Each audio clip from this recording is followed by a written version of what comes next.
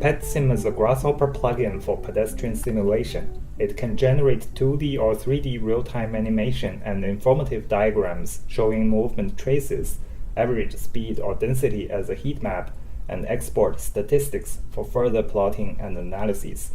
If you are familiar with Rhino and Grasshopper, you can easily integrate pedestrian simulation in your workflow, using it either to validate and improve your planning or showcase your design with moving people and customizable graphics. When you model a simulation scenario, it is helpful to remember people's behavior as the following rule of thumb. In PedSim version 0.1 or earlier, people walk from a starting gate to a destination gate, automatically following the shortest route. When they see a target that matches their interest on their way, they go to the target and stay for some time, and then reroute to the destination. Let's look at a single person's movement. The moving mechanism is similar to the popular social force model. At a typical frame, a person is driven by multiple forces, such as a target force, interperson repulsion, and obstacle repulsion.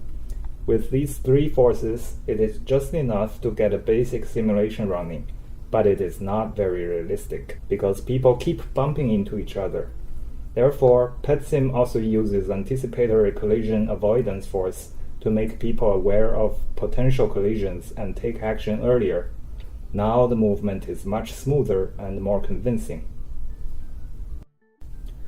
Some simulation software requires special training and the complete remodeling of every design scheme, not PedSim. If you have a plan drawing in Rhino, you can set up a simulation in minutes. First, make sure your model is in meters. Simplify your plan so that it only has obstacles such as walls, vehicular roads, and other inaccessible spaces. Each obstacle is represented by a closed polyline. The polylines should not overlap or intersect. Next, place some points outside the obstacles.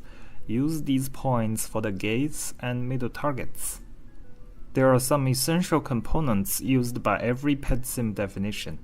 They are program, gate, target, person template, and PedSim system component, also known as the engine. Connect these components following the PedSim typical workflow diagram and use the example files to start your project. Lastly, choose the post-simulation components you need and connect them to the engine. Now you have a running simulation. Thank you, and please give PedSim a try following the link in the video description. If you need help or have feedback, please don't hesitate and let me know. If you'd like to hear more about PedSim, please subscribe to this channel.